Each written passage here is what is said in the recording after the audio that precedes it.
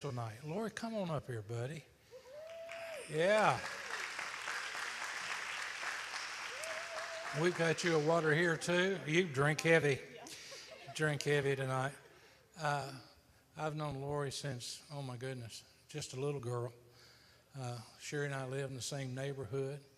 And her story is such an incredible story. I want her to share it with you tonight. So would you make her feel welcome again as she comes to share it?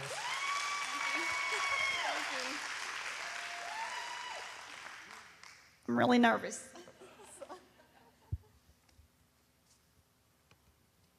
And I'm still old school. I have notes. Yeah. Let's just hope they don't all fall down. But I've got the pages numbered if they do. So thank you so much, Pastor Rory, for allowing me to give my story, my testimony tonight, my cancer journey. I'll try to hold it together. I'm really trying not to be nervous, but I'm also excited to be able to share my story with my church family. I have a lot of God moments, as I call them. We all have God moments. You know, every day we have a God moment, but I have a lot of important God moments in my life, as I'm going to share with you tonight. So back in October, Pastor Roy referred to this scripture one Sunday, Revelations 12:11, and they overcame him by the blood of the Lamb and by the word of their testimony. Thank you, I might need it. And they loved not their lives until the death. So this verse really, to me, highlights the power of testimony and the importance of sharing one's experience of faith. So also that same Sunday, Gwen came up to me and she said, "I'm praying for you Tuesday." And I'm like, "How did you know what I was doing Tuesday?" And what I was actually doing that next Tuesday was giving my testimony for the first time in my life ever, giving a testimony to Arlington Assembly of God. You all know Sister McCurry. She said that, you know, God had laid on her heart to call me, that she felt it was time for me to give my story. So I kind of was very hesitant, but I agreed to it. And so I was very grateful that she allowed me that. And then a few days later, Pastor Roy was like, "You need to..."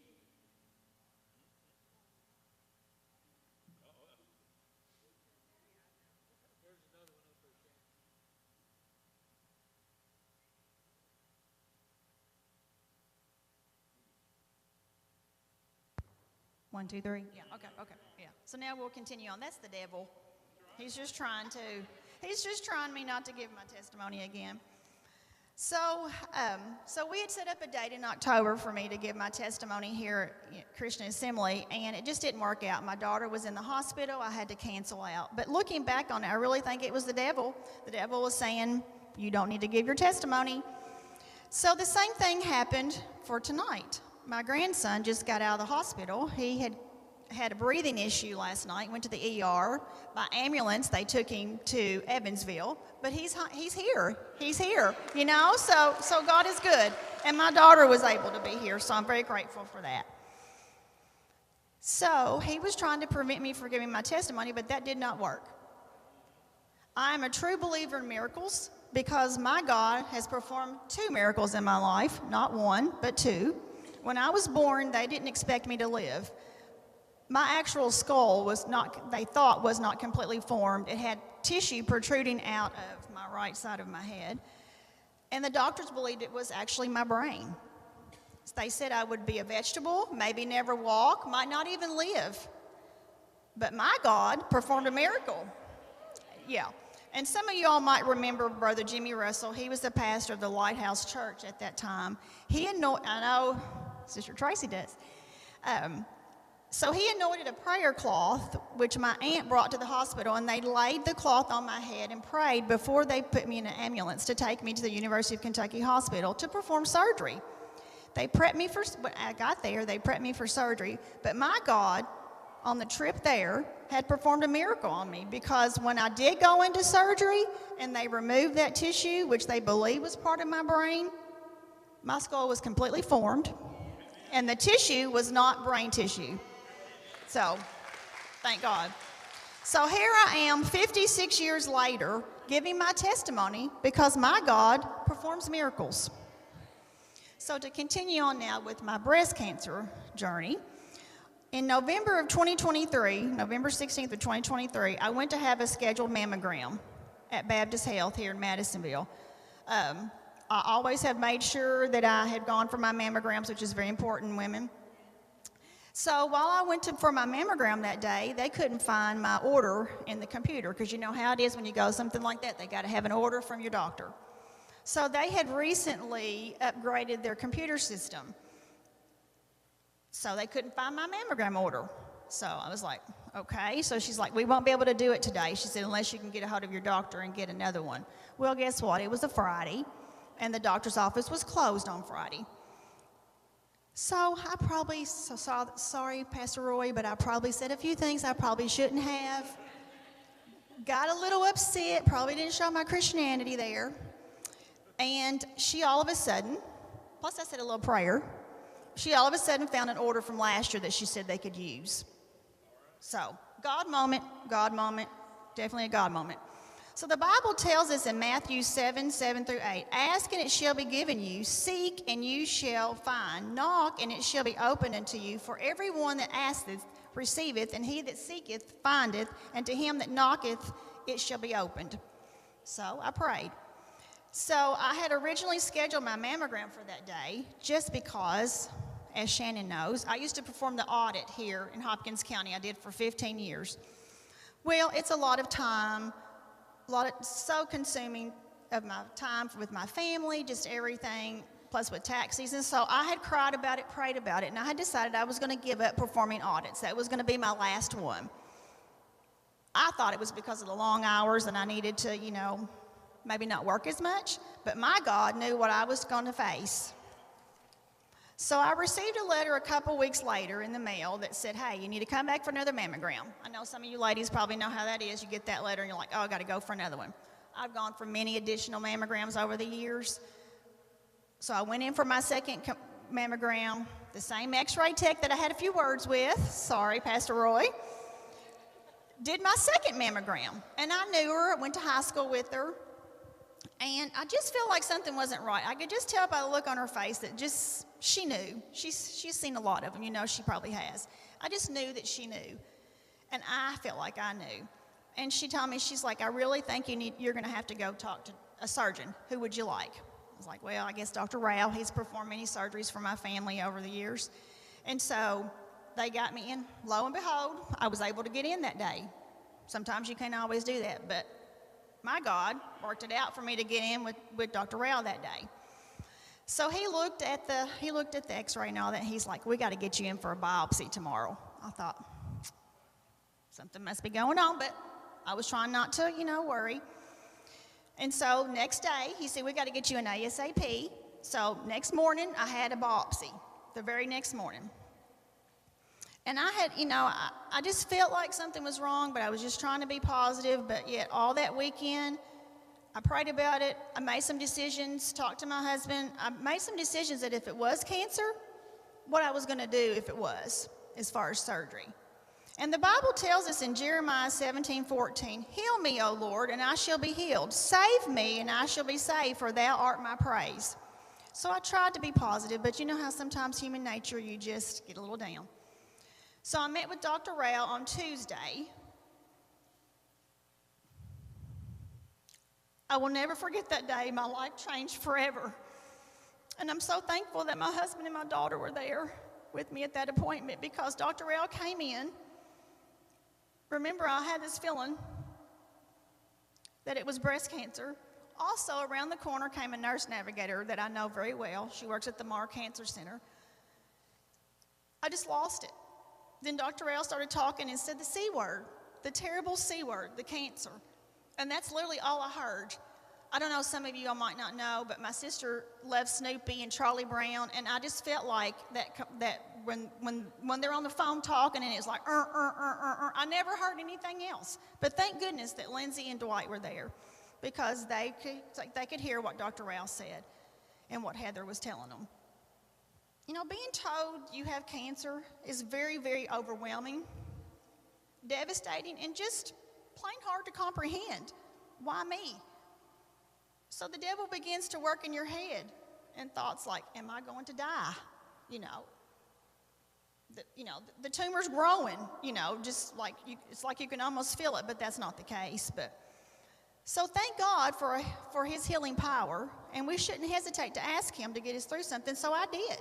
And the Bible tells us in Psalm 32, "O Lord my God, I cried unto thee, and thou hast healed me." I had stage 2 HER2 positive breast cancer, which is a type of triple positive breast cancer caused by an overproduced protein. My tumor was 2 centimeters in diameter in my left breast, and about 20% of breast cancer diagnoses are HER2 positive, only 20%. So this type of cancer grows very quickly and is considered more aggressive than the hormone positive breast cancer. But due to research and all types of treatments that they have nowadays, it does respond to treatment very well. 20 years ago, this type of cancer was a death sentence because there was no treatment. It is more aggressive than some of the other types, but it responds to treatment if caught early. That is the key. That is the key. That's why mammograms are so important, because early detection is the key. So after I had time to absorb the terrible news, I just had to focus on the fight that I knew that was going to be ahead of me. I knew I had to beat this horrible disease. I wanted to live to grow old, to be with my husband, to be with my kids, to be with my grandkids and grow up and watch them grow up and just be with my family and friends and continue on with my career. All this is just going off, just in your head. It's all a devil thing, but it's still, it just goes in your head. So at that moment, my journey began. It moved very quickly, which to me is a God moment. I wanted it to go fast. I wanted just to get started, no matter when I found out, right before tax season, but I just wanted to get going. So but like I said earlier, I felt like that it was just growing inside of me. And I just wanted it out. I wanted it to be taken care of. So thank goodness my mammogram, I went to the mammogram, it was caught early so that they did have treatments for my type. And the Bible tells us in Philippians 4:13, I can do all things through Christ which strengtheneth me. So that was a verse that I just had to hold on to through my entire journey. So we met with my oncologist, Dr. Modi, in December 2023, December 18th to be exact. Now remember, I just found out, so this is all going very quickly. I had my port surgically inserted on 12/20. I just wanted to go ahead and get it in. I wanted to be ready, so if I had to do this, we're just going to go on with the process. I did go for a second opinion. I just felt like if I didn't, that I would maybe regret it one of these days, but she was an awesome doctor in Evansville. I loved her. I felt very comfortable with her. But I also loved Dr. Modi and his staff, nurses and everyone at the Marsh Center. But I just felt like due to my job and my family, it was just better for me to have my treatments here. It's just easier on everybody. But the Marsh Center and the nurses at the Marsh Center, Dr. Modi, they're wonderful. They're great. They're just truly the best. They just really helped me the entire process. So the next year of my life was basically in a survival mode. Chemo treatments, fatigue, nausea, just extreme pain. There's just no other way to describe it. Anybody that has had cancer, and I hope you haven't, that go through this with chemo, it's just horrible. So I began my chemo treatments on January the 11th, 2024, just about a month after I found out. Remember, I'm a CPA. It's January, tax season, January through April. My kids, when they were little, always thought there were 5 seasons to a year. Tax season was the 5th one. It just consumed our life, still does probably. Sorry, Lindsay. My busy time. I wanted to question God, but I just knew I had to trust him instead. I just knew I couldn't. The Bible tells us, Proverbs 3:5, trust in the Lord with all thine heart. Lean not into thine own understanding. So I really tried. I really tried to start trusting him. And I did. I think I did pretty good. I know my family might tell you different, but I feel like I did. There was this very special lady in my life, and you all know her, Linda. She had breast cancer over 20 years ago. I had been attending her Bible study, just had started attending. We get busy with life and we're like, oh, I don't have time, I got to work, I got to figure this out. But I had started, attending her Bible study. Another God moment. He knew what I was going to face and who I needed in my life. She's just such an awesome, godly lady that he had put in my life. when I needed her the most, along with the other ladies in her Bible study group. She was such an inspiration to me then and now and before. She literally told me, I can give you this one advice: do not research. And I am a research person. I research everything. She said, don't Google, don't research about cancer. She said, don't do it. She said, if you need to do anything, you open your Bible and you read it. And she said, the word is all you're going to need through this journey. So I didn't research. Now my daughter might have, but I didn't. And I would just read my Bible or devotionals that other people had given me. So the nurse navigator that I'd mentioned earlier, when we were in Dr. Rao's office, she had given me this book that day. I opened it up that night after finding out that I had breast cancer. Opened up the book. The first page was a list of famous women who had had breast cancer and were supposed to have been breast cancer survivors. I kid you not. You can ask Lindsay and Dwight. Many of them, probably half of them on that list, had died already. I thought, why did they give me this book? I threw it in the floor, told Lindsay and Dwight I wasn't going to read that book and not open it again, and I didn't. Except just to move it from the floor to somewhere else. I should have moved it to the trash, but there was some, I thought, well, I better keep it. They gave it to me. I just had so many people throughout my journey to bring food, send cards, gift cards, text me, call me, just the little things. It just means so much. So if you have anybody that's going through cancer or any other sickness, or just a friend that's going through something, reach out to them. Give them that encouraging word, because it just helped me so much. It would be like one day would be so bad and I'd, boom, get a text from somebody, or they'd come by, or I'd get a card in the mail. And I know that nowadays everybody texts and that sort of thing, but the cards that I got in the mail, they meant so much to me. I mean, you just can't imagine. So just reach out to people. Just remember that. They don't have to be going through cancer. They can be going through something else. Just reach out to them. So my Bible study group of ladies that God had put me with at the right time in my life, they sent food after every treatment for me and my family. My mom and dad would come over and eat because there would be so much food, and it was so great, and I truly appreciate it. So God put these wonderful women in my life, but He also put some wonderful women in my life at my office, because I would not have made it without my awesome team. And Connie, my sidekick, is here today. She keeps me straight. And thank you, Connie, because I just would not have made it without them. And we say at the office that we're a team, but I don't know that I was a real great player during that time. I tried, but I don't know how well I was. I tried to go to work. I'd end up in the floor in my office. I mean, I was just so sick. But thank goodness that they were there for me. I'm not a social media person as far as I don't post things every day. I don't post a lot of personal things. Every once in a while, I'll post pictures of my family on a trip. I didn't post anything on social media about my cancer during the process. I just didn't want people to know. Not that I didn't want people to help me through the process. I just was private. I just didn't want to share that just yet. It's really emotional, and I just couldn't share it. But I did make a social media post when I rang that bell. When I finished my last chemo treatment, I posted a big post. Yeah. Chemo treatments, I feel like, are worse than the disease itself. It will absolutely consume your life. The sickness from the side effects, the weakness in my body, the fight not to lose my hair, it become unbearable.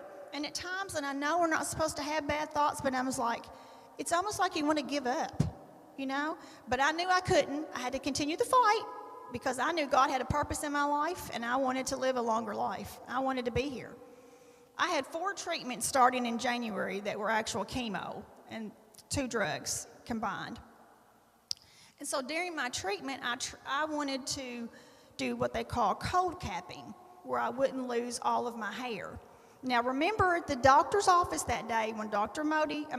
Rao told me I had cancer, Lindsay and Dwight were in there. Lindsay picked up on this that Heather had mentioned about the cold capping. So she sat on to research it for me because remember, I didn't research. I didn't research during this time, except it was a tax issue, but I would research that. So I chose to do the cold capping to try to keep my hair. It's a process where a cap, somewhat like a football helmet, is placed on my head that has been on dry ice for 24 hours. They want you to put it on 24 hours. Sometimes we wouldn't quite get it on there at 24 hours. And it is extremely cold because it's on dry ice. And it works because it actually almost like freezes or cools the hair follicles of your scalp so that while you're having your chemo, the chemo doesn't attach to the roots of your hair follicles. So the cap had to be changed every 20 minutes during the chemo infusion.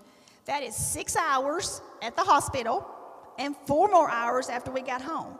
So Dwight had a 10-hour job to help me save my hair. And when I first taught him about it, he was like, oh, I don't know if we can do that. Well, I cried. And bless his heart, he did it. He did it. He did it. He sure did. And I'm so grateful for him for helping me through that. Because, he would take off work. He went to every treatment with me. He went to every doctor's appointment with me. And because I can't do the cold capping myself, because guys, I was so sick I couldn't do it. But they don't recommend that. You can't do it yourself. It's just a huge process.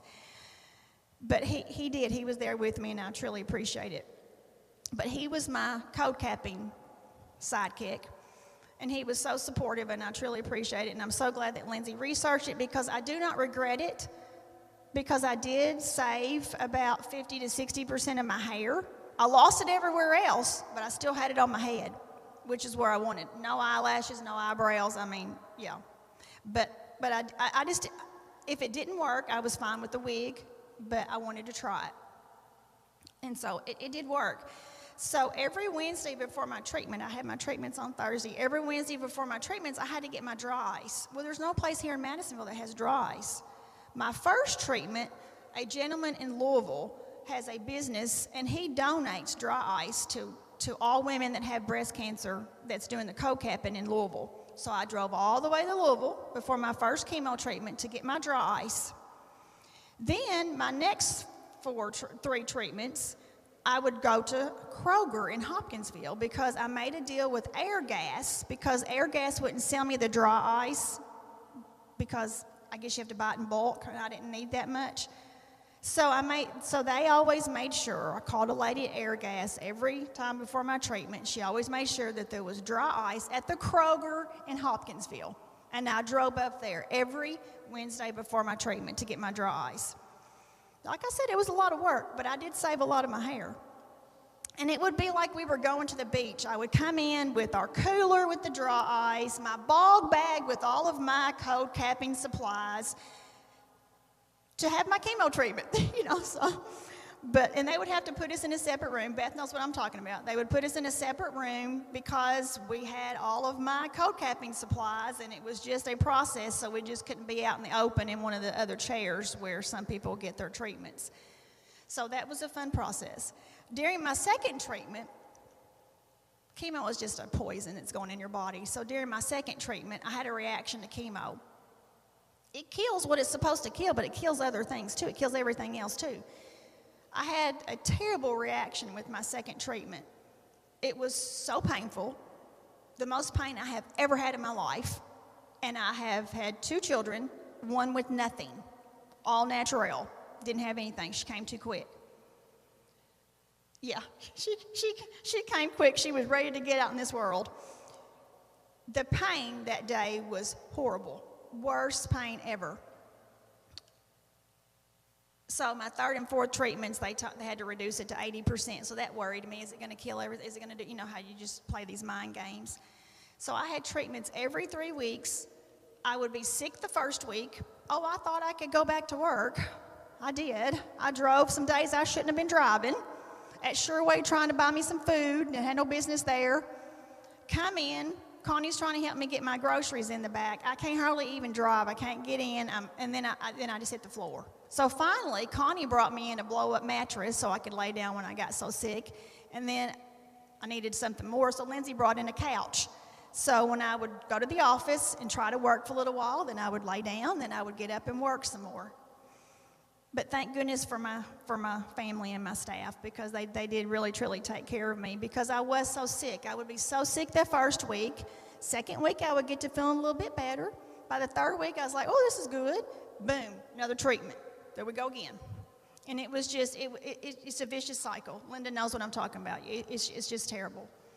But thank you for everyone that helped me through all of that. But, like I said, another God moment. He put these amazing people in my life. He put my staff. He put, my Bible study, our family. He just puts people in your life because he knows what we're going to face. He knows. He knows. And to tell you all the truth, I lost a few clients because I just couldn't work and, get the work out quick enough. But you know what? Every time I lost one, he'd send me 2 more. You can ask Connie. I'm serious. I'm serious. God takes care of us. So after my 4th treatment, I was so sick. It was a few weeks before April 15th, and I told Dwight, I was like, I can't do any more treatments. He's like, yes, you are. I was like, no, I'm not. He said, you have no choice. You have to do this. I was like, I'm not doing any more treatments. I'm done. I can't do it. My body can't handle it. I was just so sick. I'd lost so much weight. I was like, I can't do this. And so I was insistent that I was done with chemo. I was finished. So when we went back to go to my 5th one, I didn't do any of my cold capping because I thought, I'm done. I wasn't prepared, because, yes, I was prepared because I knew God was going to take care of me. But we fussed back and forth, and so we went for the 5th one, but I didn't have to have it. Dr. Modi came in, he said, your blood work, he said, is terrible. He's like, you're not going to have another treatment. He said, there's no way. He's like, you just can't do it. Your body can't, your body can't handle it. He said, but, remember but, there's always a but. You got to have surgery in 4 weeks. I'm thinking, oh my gosh, 2 weeks before tax season, I got to try to get in with surgeons in Nashville, or I'm going to have another treatment. But I thought, okay, you know what? God, I'm going to put it in your hands. The Bible tells us in John 15:7, if you abide in me and my words abide in you, you shall ask what you will, and it shall be done unto you. I had decided I wasn't having any more. I was too sick. Dwight told me I was, but God worked it out where I didn't have to. So I was able to get in to see 2 surgeons in Nashville. They said I could go to Nashville or Louisville. We just like Nashville. I know traffic's terrible, but we just like Nashville. So I got in with a Dr. Lawson at the Nashville Breast Cancer Center, and she tag teams with a Dr. Tierney with the Tierney Surgery Center, and they've been tag teaming for 25 years. Her specialty is the mastectomies, and his specialty is putting them back on. I guess, having surgery, plastic surgeon, tag teaming, to make sure the reconstruction phase starts. It's another God moment. How often are you able to get in to see 2 surgeons in Nashville, have the surgery scheduled within 18 days? It was a God moment. He did it. Dr. Lawson, she just seemed like a really great woman. She gave me a gift the first day of a nonprofit organization that she had started as a surgeon.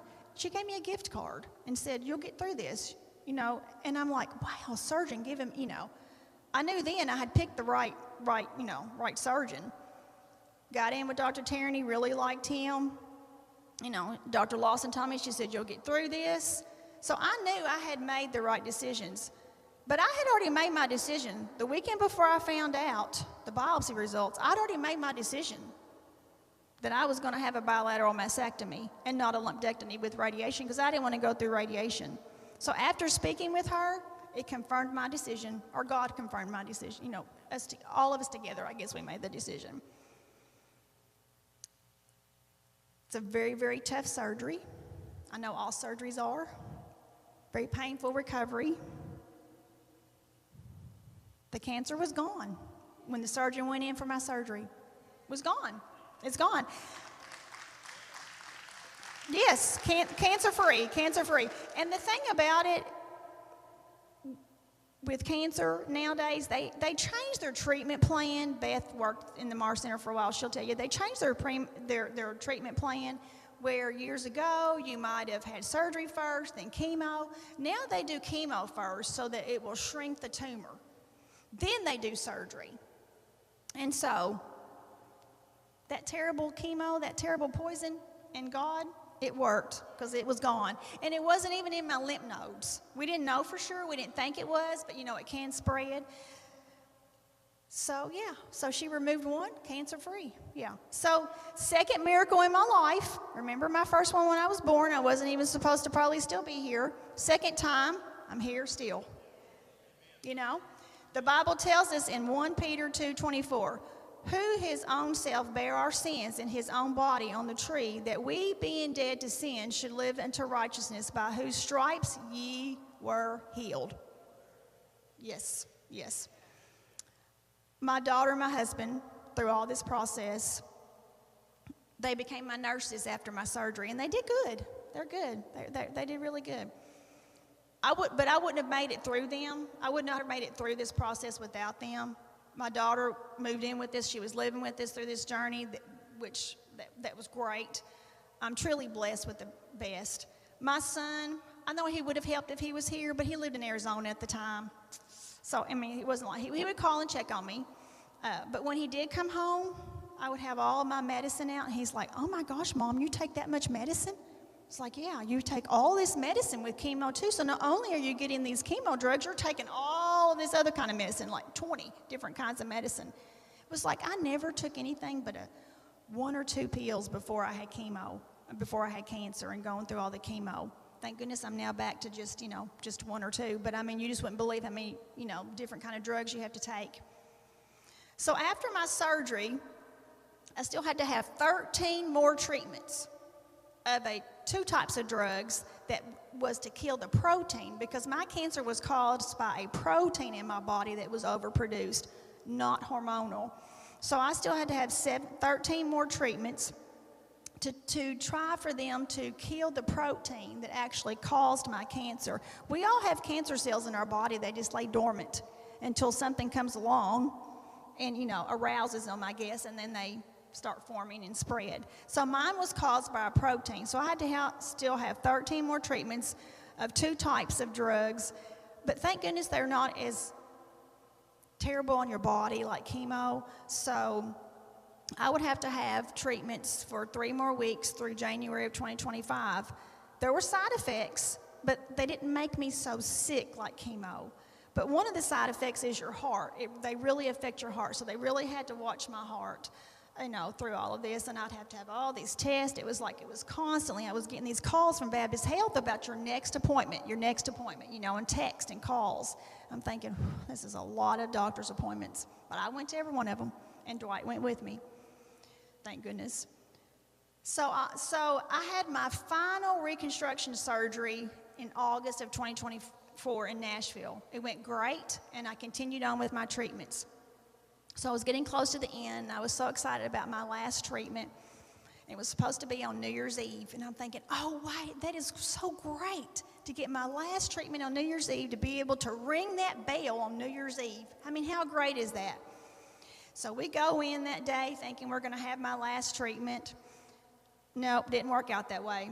My blood work came back, and they will not do your treatments if your blood work is not where they need to be. Dr. Modi was adamant on that. He watched it very closely, and I'm so thankful he did. So I was a little disappointed. Actually, I wasn't disappointed. I was mad because I wanted to have my last treatment on New Year's Eve. Well, they had to do additional testing on my heart, and all came back good, and I got to have my last treatment on January the 7th. Had my port removed on January 15th because I thought, I'm not going to need that thing anymore. I'm getting it out of my body. So I did. So I had finished my cancer journey. My God is so good. Our God is so good. God is so good. The Bible tells us in Psalm 104-5, enter into his gates with thanksgiving and into his courts with praise. Be thankful unto him and bless his name, for the Lord is good. His mercy is everlasting, and his truth endureth to all generations. I am so blessed and thankful, because I survived. There are so many that do not. And when I would go to the Mar Cancer Center for my treatments, the room would just be full. And I know that they have other types of drugs that they, have patients there, iron, different things. I even had to go in sometimes because I'd be so dehydrated, they have to give me fluids. But it still just made me sad. It just made me sad that there was just so many people that were there for their treatments for cancer. But during this entire journey, my God showed up with a lot of God moments, with my family being there for me, my staff, my church family, and friends. I could not have made it through this journey without them. When you go through something like this, you kind of figure out who your village is. You figure out who your people are to be there for you. I will never be able to repay them and truly let them know how much it meant to me for them to be there for me during this time. It has made me realize that life is so short and we do not know what tomorrow holds, but my God does.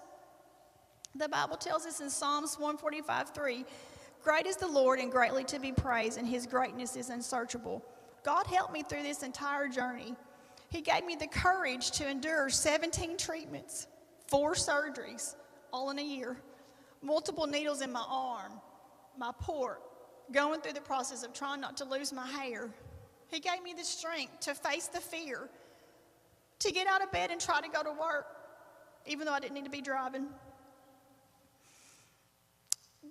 Go to my grandkids' activities all during this time period, trying to be with my family, see my mom and dad. Just focus on the fight. It's a fight, not just physically, but mentally too. But God was walking beside me. He gave me the strength and courage to continue the fight. God tells us in Joshua 1:9, have not I commanded thee, be strong and of good courage, be not afraid, neither be thou dismayed, for the Lord thy God is with thee, whithersoever thou goest. God is with us. I don't know why I've developed breast cancer. I might not ever know. It might be because I'm supposed to give my story. It might be because he knew I was going to be a miracle twice. I don't know. But I do know that one of the things that they talked to us about was genetic testing. And so I decided that I was going to have genetic testing because I wanted to be able to tell my daughter, my son, because he could pass the genes on, and my sister if I carried the gene. But thank goodness I didn't. I didn't carry the gene. They tested me for 72 different types of cancer. I don't carry the gene for any of them, And they were like, are you sure you want to do this? It will always be on your medical records. I'm like, well, isn't the cancer always going to be on my medical records? So why don't I find out whether I carry the gene? So I did. And they told me, they said, insurance companies sometimes don't pay for this, which I don't really understand why they don't, but sometimes they don't. And they said, and I'm so thankful for health insurance. Dwight works at GE. We have great health insurance. Yes, we pay a deductible. Yes, we pay premiums. But y'all don't even understand how much this cost, how much my cancer journey has cost.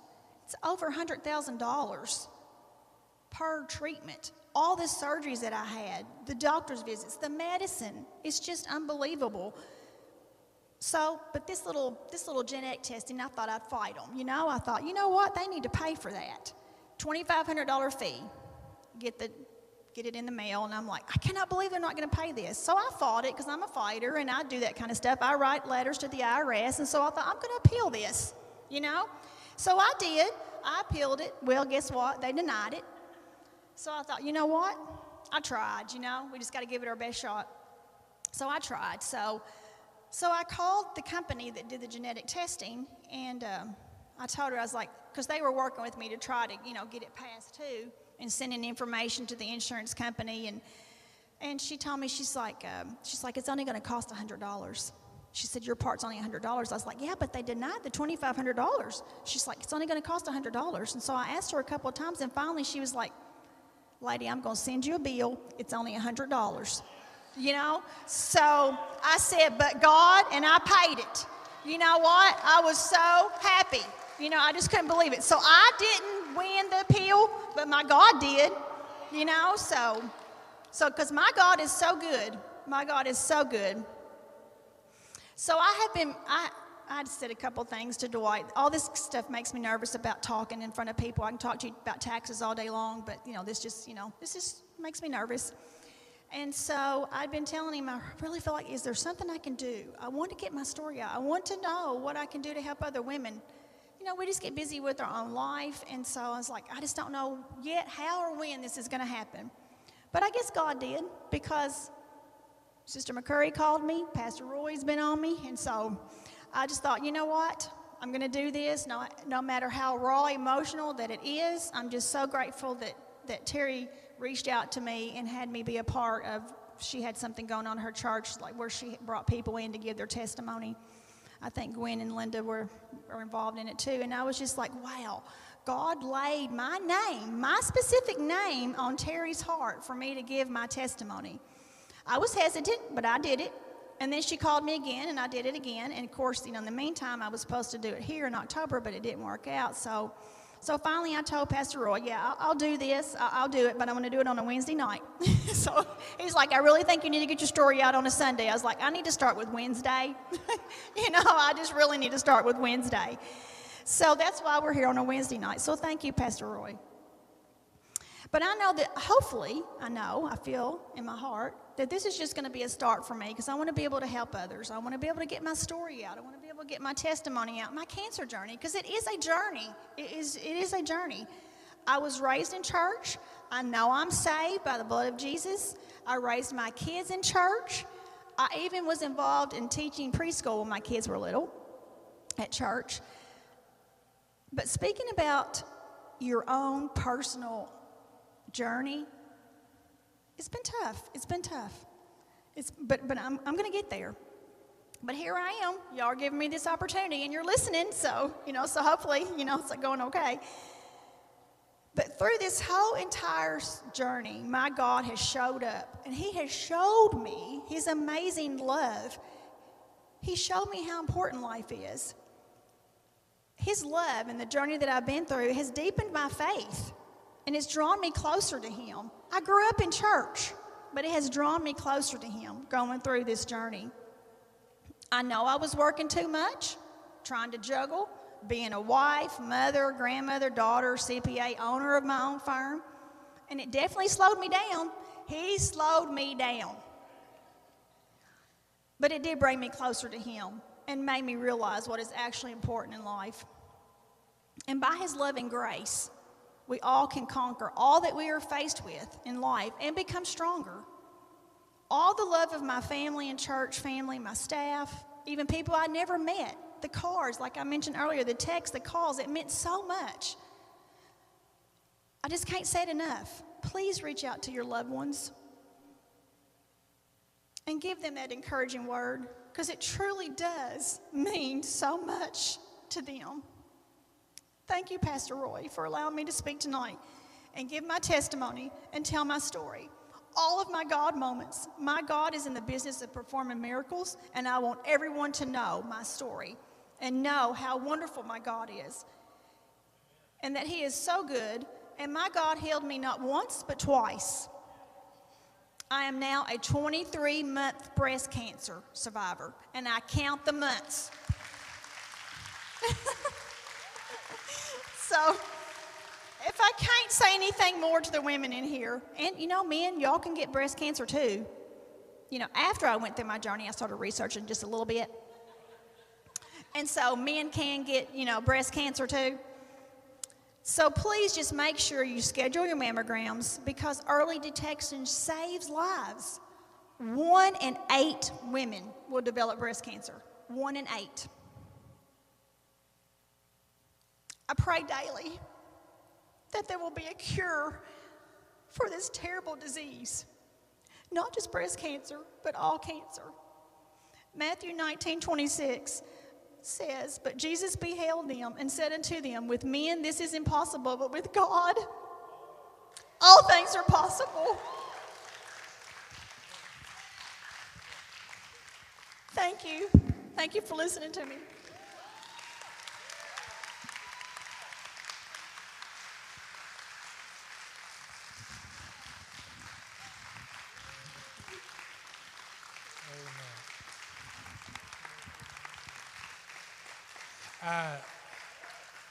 Did she sound nervous to y'all? I thought it was a wonderful testimony, didn't you? And the importance of this testimony is this. There are times that God does indeed supernaturally heal. But there are also times that God uses medicine and doctors. I believe that with all my heart. It's just amazing. But in the midst of that, you've got to learn like this young lady learned. And thank God for mentors like Linda and Gwen and different ones who taught her, you got to fight. And you got to fight with the Word of God. Because you will, and I watched Linda go through this and different ones, you'll be so sick you don't think you can take your next step, but you still have to fight. And because of the fight, I love the way she gave all the glory to God tonight. I mean, she thanked the doctors, she thanked the nurses, all that. But ultimately, we know all healing comes from God, and He deserves all the glory. So thank you so much for giving your story. Thank